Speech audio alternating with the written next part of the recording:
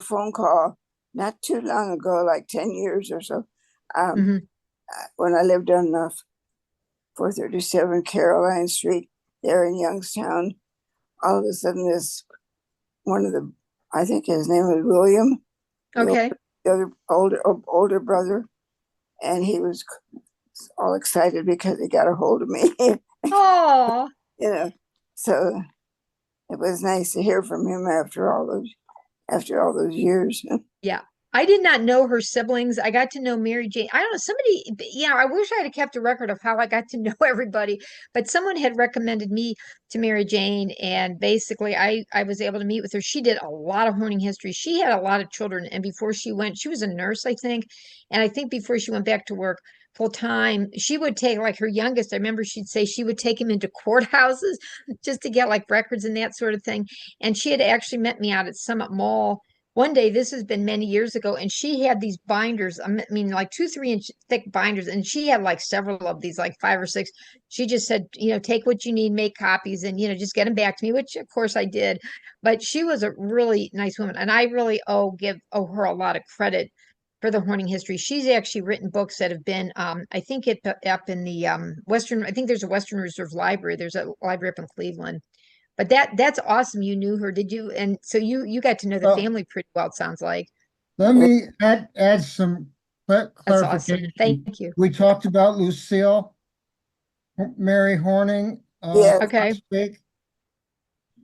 Mary Jane Elmerick, or Mary Jane Aylward, what it was her married name. She married John David Aylward.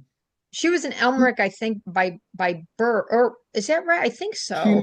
She married John David Aylward. That's right. That's how, but her parents were Leo Joseph Elmerick and Lucille Mary Horning, who we talked about. Remember, that was the picture with yes, Clotilda? yes. Yeah, so we talked about her last week. They Anyway, were this was very her friendly. daughter, so it's all comes into play here. I Yeah, and the just other little interesting thing, I just kind of want to interject this real quick. When I had got to know her and putting all these dates and everything together, I found out she was born December 21st, and I thought, well, that's really cool because it's the same birthday as my dad. Well, little did I know when I did a little more research, she was actually born not just the same date, but the same day. They were actually both born in 1926. I don't remember my dad ever mentioning her, but when I found that out years later, I thought, oh, that's really awesome. They were born the same day because my dad had he had an interest in the family history, and of course, Mary Jane, she was just phenomenal. But it was a nice family. But yeah, Chuck, you're right. How they all connect.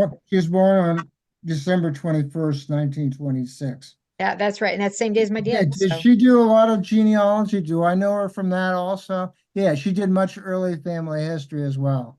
she did a lot. Yeah, Yeah, she yeah, yeah she shared everything. I mean, she was right, phenomenal. Yeah. right.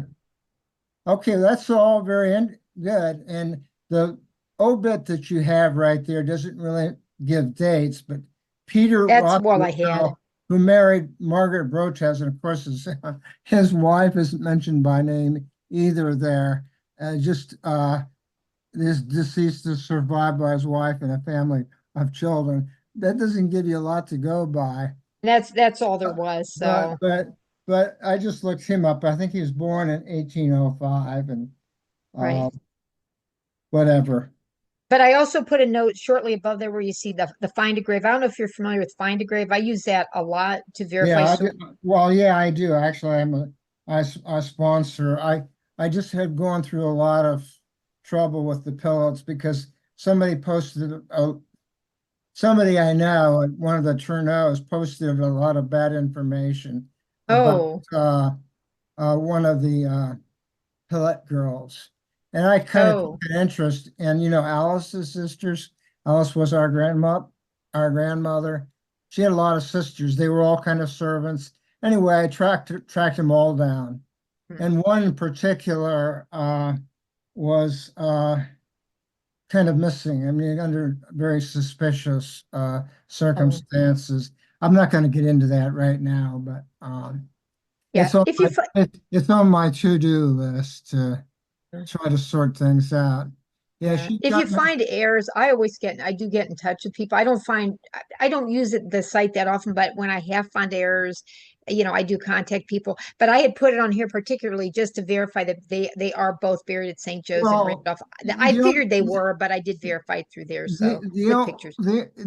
these errors tend to propagate, because Yeah, I took it as that she was buried in um St. Louis Cemetery, and in fact she wasn't.